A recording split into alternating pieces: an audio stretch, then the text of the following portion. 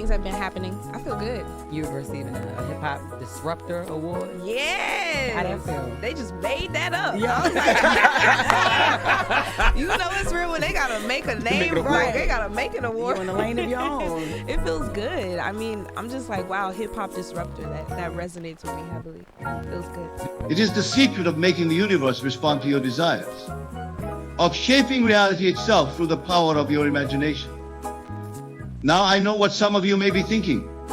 Neville, you might say, how can this be possible? How can my mere thoughts and imaginings affect the solid, tangible world around me? And to that I say, not only is it possible, it is the very foundation of all creation, the bedrock upon which our entire existence is built.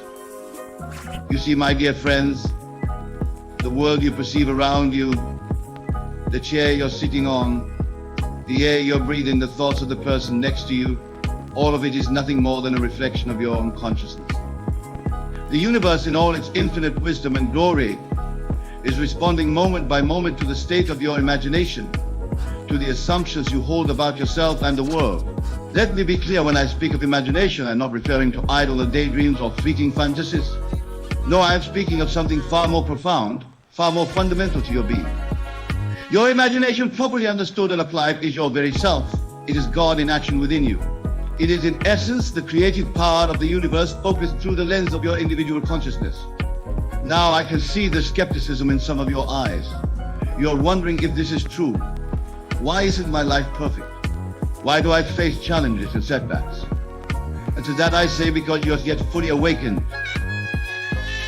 to your true nature, to the immense power that lies dormant within you.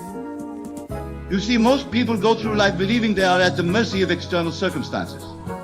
They believe that their lives are shaped by forces beyond their control, by their upbringing, their environment, their genes, or even by some capricious deity who doles out blessings and curses at will.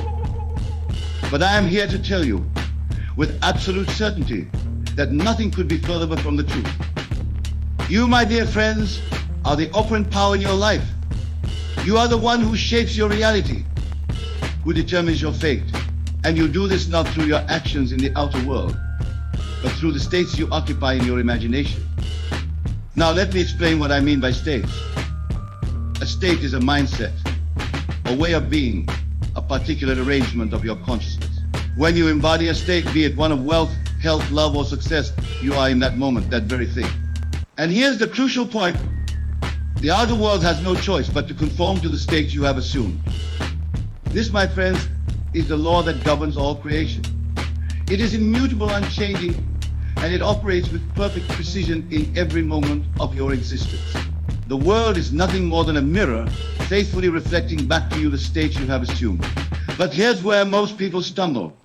They look at their current circumstances, at the limitations and lack in their life, and they assume that this is their reality.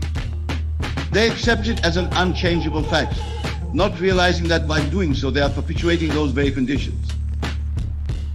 You see, the secret to changing your life, to making the universe respond, lies in your ability to disregard the evidence of your senses and instead live from the end.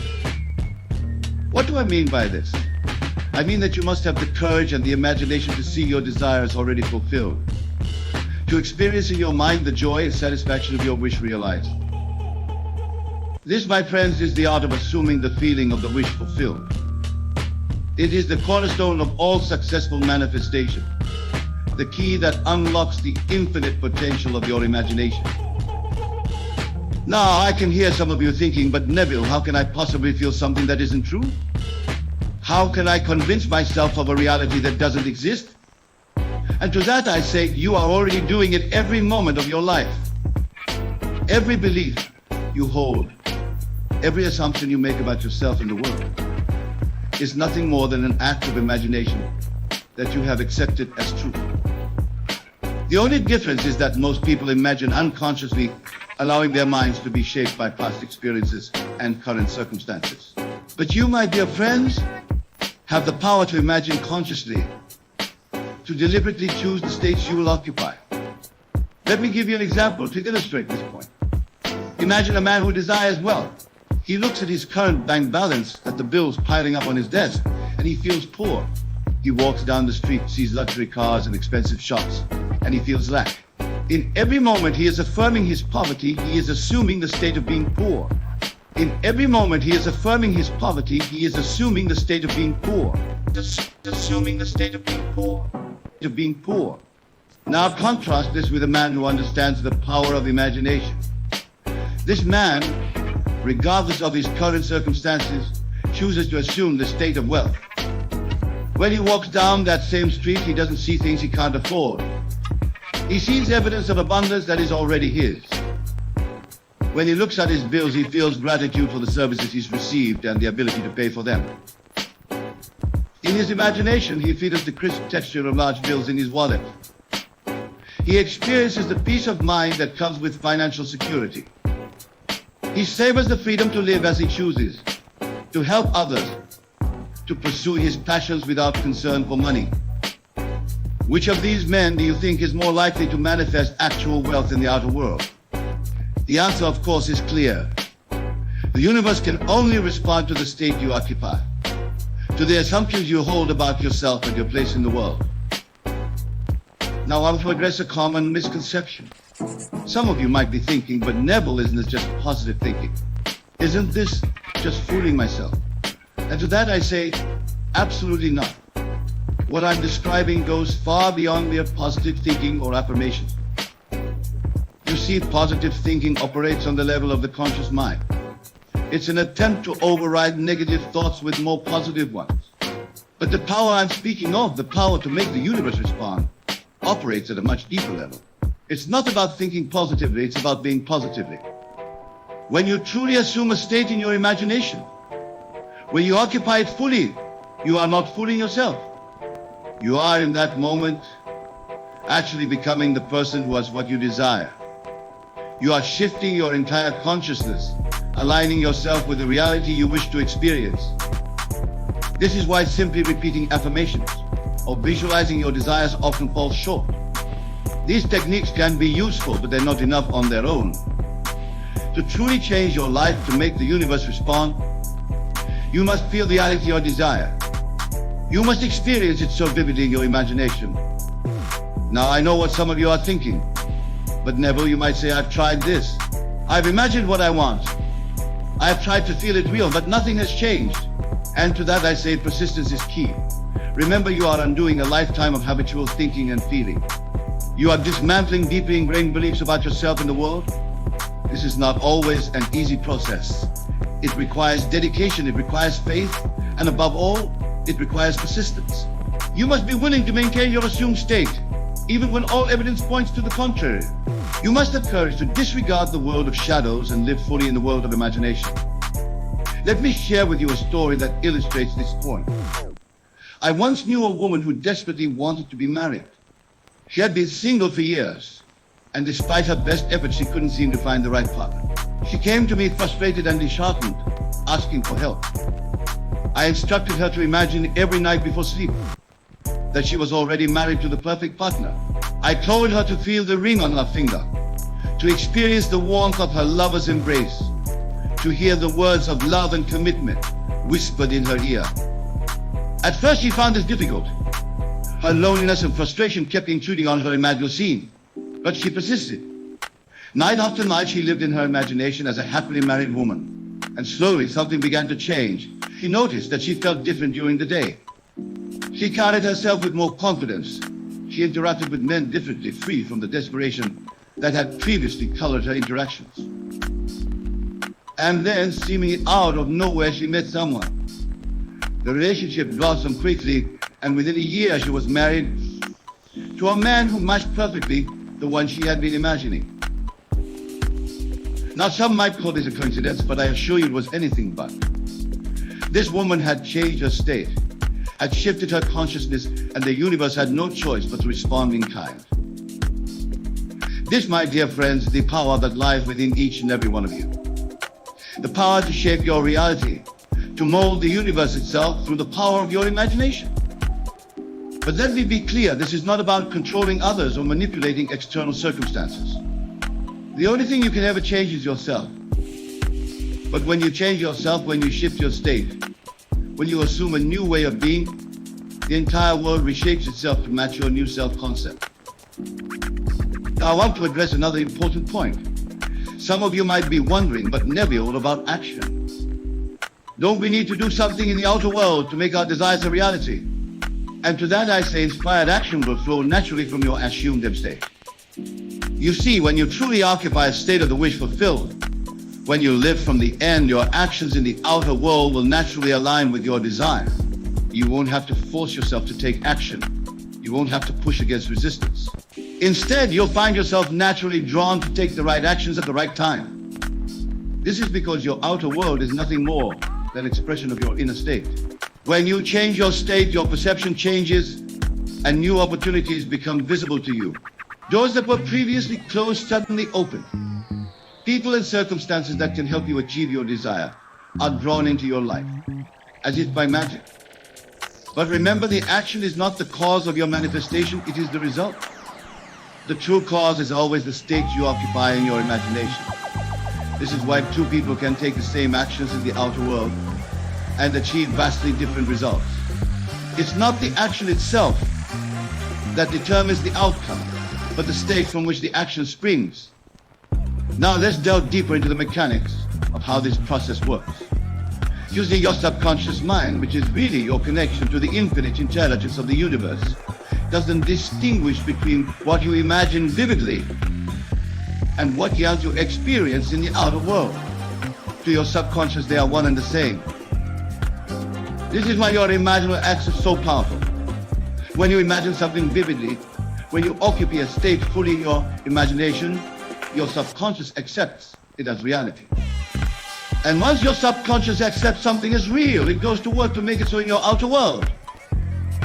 This is not some mystical or supernatural process, as it's simply the way consciousness operates. Your consciousness is the only reality.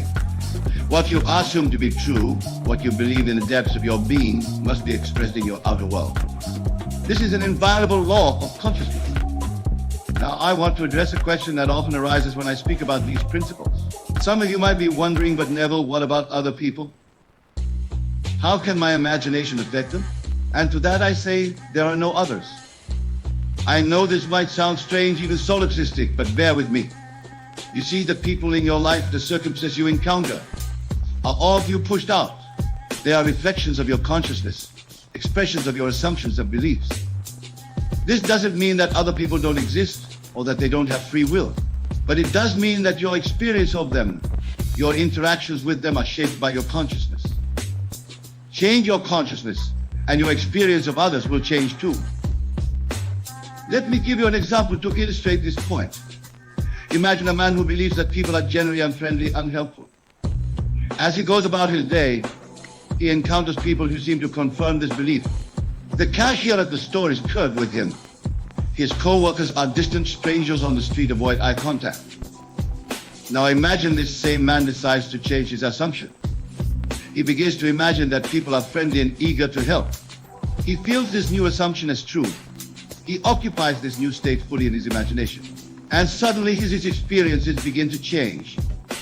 The same cashier smiles and strikes up a friendly conversation. His co-workers become more open and collaborative. Strangers on the street offer warm smiles. Has the world suddenly changed? Have all these people suddenly become different? Of course not. What has changed is the man's consciousness, and as a result, his perception and experience of the world has shifted. This, my dear friends, is the true power of your imagination. It's not just about manifesting material things or achieving specific goals. It's about shaping your entire experience of reality.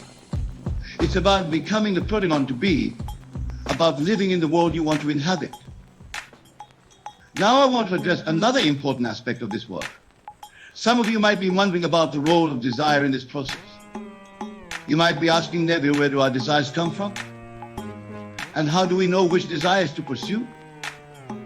To that I say, your desires are not random. They are not arbitrary whims, fancies. Your desires are messages from your higher self, from the God within you. They are invitations to grow, to expand, to more fully express your divine nature. When you feel a genuine desire, not a selfish want, but a deep, heartfelt longing, That is God's way of telling you what's possible for you. It's a preview of a potential reality that you have the power to manifest. This is why it is so important to honor your desires, to take them seriously. When you dismiss your desires as impossible or unworthy, you are turning your back on your own divinity. You are rejecting the gift that the universe is offering you. But here's the crucial point. The fulfillment of your desire is not the ultimate goal. The real pulse of your desire is to lead you to a new state of being, to a new level of consciousness. The outer manifestation is simply a guide you have successfully shifted your state. This is why it's so important to focus on the feeling of the wish fulfilled, rather than on the specific details of how it will come about. When you imagine your desire is fulfilled, when you occupy that state fully, you are aligning yourself with the essence of what you want. And often the universe will surprise you by bringing your desire to pass in ways far more wonderful than you could have planned. Now, I want to address a common concern that arises when people begin to work with these principles. Some of you might be thinking, but Neville, what if I imagine something and it doesn't happen? What if I assume a state and nothing changes? To that I say, have patience, and above all of that, faith. Remember, you are working with the very substance of the universe. You are engaging with the fundamental laws of creation. This is not always an instantaneous process. Sometimes the seed you plant in your imagination will sprout quickly, manifesting in your outer world in a matter of days or weeks. Other times it may take longer. But make no mistake, once you have planted that seed, once you have truly occupied a state in your imagination, the wheels of creation are set in motion. Your manifestation is inevitable, as long as you maintain your faith and persist in your assumption. This is where many people falter. They imagine their desire, they try to feel it real, but when they don't see immediate results, they give up. They return to their old state, their old assumptions, and then wonder why nothing has changed. But I assure you, my dear friends, that every imaginal act you perform is fruitful. Every state you occupy leaves its mark on your subconscious. Even if you don't see immediate results, trust that your imagination is doing its work. Trust that the universe is rearranging itself to match your new set. This trust, this unwavering faith is crucial. You must have faith in the law, faith in the power of your imagination. But more than that, you must have faith in yourself, in your divine nature, in your ability to create your reality. Now let's talk about how to practically apply these principles in your daily life. The first step is to choose your state. What is it that you truly desire? What kind of person do you want to be? What kind of life do you want to live? Once you've identified your desire, create a scene that implies its fulfillment. This scene should be short, simple, and easy to repeat. It should capture the essence of your desire, the feeling of it being realized. For example, if your desire is for a loving relationship, you might imagine hearing a loved one say, "I'm so happy we're together." Feel the warmth of their embrace, the love in their voice. Make it as vivid and real as possible. If your desire is for financial abundance, you might imagine looking at your bank statement and seeing a balance that thrills you. Feel the sense of security, the freedom that comes with financial abundance. Whatever you're seeing, the key is to make it feel real. Engage all your senses, don't just see it, hear it, feel it, smell it, taste it if appropriate. The more real you can make it in your imagination, the more powerful it will be. Now here's the crucial part. You must enter this scene as if it were happening now, not as a future event, not as something you hope will happen, but as a present reality. You must feel the naturalness of it, the sense that, of course, this is your reality. I recommend practicing this imaginal scene every night as you fall asleep. You see, sleep is a powerful time for impressing your subconscious mind. As you drift off to sleep, your conscious mind relaxes its hold, allowing your imaginal scene to sink deep into your subconscious. But don't limit yourself to nighttime. Throughout your day, whenever one moment, return to your scene. Feel the reality of it. Let the feeling of your wish fulfilled permeate your entire being. Now I want to address another important point. Some of you might be wondering about negative thoughts and doubts. You might be asking, Neville, what if I can't stop my negative thoughts? What if I doubt whether this will work? To that I say, don't fight your negative thoughts. Don't try to force them away. Instead, simply return to your imaginal scene. Return to the feeling of your wish fulfilled. You see, what you resist persists, but what you accept and then replace fades away. Your negative thoughts or doubts are simply habits of mind. They are old states that you've occupied for so long that they feel natural to you. But remember, you have the power to choose your state. You have the power to decide what you will accept as real. When doubts arise, when negative thoughts intrude, simply acknowledge them and then gently return to your chosen state. Say to yourself, there's that old thought again. But I know the truth. I know what's real. And then immerse yourself once more in the feeling of your wish fulfilled. Over time, as you persist in your new state, these old thoughts and doubts will fade away. They'll lose their power over you.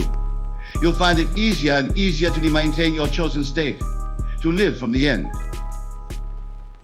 Now let's talk about something that many people struggle with, letting go.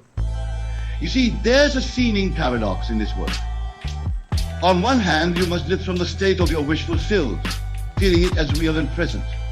On the other hand, you must let go of attachment to the outcome. This can be challenging. How can you feel something as real and yet not be attached to it? The key is to understand that your job is not to make your desire happen. Your job is simply to occupy the state. The manifestation, the outer fulfillment, is not your concern. That's the job of the universe. When you truly live from the end, when you fully occupy your desired state, you no longer feel a sense of lack or need. You're not actually waiting for your desire to manifest, because in your imagination it already has. You're simply enjoying the state, savoring the feeling of your wish fulfilled. This is true detachment. It's not about not caring whether your desire manifests. It's about knowing that it has already manifested on the level of imagination, which is the only reality. The outer world has no choice but to conform to this inner reality in divine timing and divine order. Now, I want to address a question that often arises when I speak about these principles. Some of you might be wondering, but Neville, what about morality? What if someone uses this power for selfish or harmful purposes? To that I say the law is neutral. Like gravity doesn't distinguish between what we might consider good or bad. It simply responds to the state we occupy. But I assure you that when you truly understand and apply these principles, you will have no desire to harm others or to act selfishly. You see, as you begin to experience your own divine nature, as you realize your oneness with all of creation, your desires naturally align with the highest good. You begin to understand that what blesses one blesses all, that there is no separation between you and others. Moreover, you realize that you don't need to take from others to have what you want. You don't need to compete or struggle. You simply need to assume the state of having or being what you desire, and the universe will respond accordingly. This understanding leads to a profound shift in consciousness. You move from a mindset of lack and limitation to one of abundance and infinite possibility. You realize that there is more than enough for everyone, that one person's gain doesn't have to mean another's loss. Now, as we near the end of our time together, I want to leave you with a final thought. The principles I've shared with you today are not new. They are as old as consciousness itself. They have been taught by mystics and sages throughout the ages, often veiled in symbolic language. What I've attempted to do is to present these timeless truths in a clear, practical way that you can apply in your daily life. But remember, the real proof of these principles lies not in my words, but in your experience. I encourage you, my dear friends, to test these ideas for yourself. Choose a Doechii side, create your scene, and live from that state. Persist even when outer appearances seem to contradict your imaginal act. Have faith in the law. Have faith in your own divine nature. And as you do this, as you begin to experience the power of your imagination to shape your reality, you will undergo profound transformation. You will begin to understand not just intellectually but experientially, that you are the operant power in your life. You will realize that the universe is not something separate from you, but a loving, responsive extension of your own consciousness. This realization, my friends, is true freedom. It's the key to creating the life you desire, to becoming the person you want to be. It's the secret to making the universe respond. Remember, the world is yourself pushed out. Everything you experience is a reflection of your own consciousness. Change your consciousness, and you change your world. This is the great secret, the great law. It has always been so, and it will always be so. As you leave here today, I urge you to carry this knowledge with you. Let it infuse every aspect of your life. Use your imagination lovingly and wisely. Create beautiful states for yourself and for others. Live from the state of your wishes fulfilled. Live from the state of your wishes fulfilled. For in doing so, you are not just changing your own life. You are participating in the grand dance of creation. You are fulfilling your divine purpose. You are making the universe respond. Not just to your individual desires, but to the highest and best possibilities for all of creation. Go forth, my dear friends, and create wonderfully. For you are the makers of your world, the authors of your destiny. The power is within you. The time is now. The choice is yours. Thank you, and may your imagination be blessed. Things have been happening. I feel good. You receiving a hip hop disruptor award. Yes. How that feel? They just made that up. Yeah. You know it's real when they gotta make a name, right? They gotta make an award. You're in a lane of your own. It feels good. I mean, I'm just like, wow, hip hop disruptor. That resonates with me heavily. It feels good. Hey, I thought it was all over.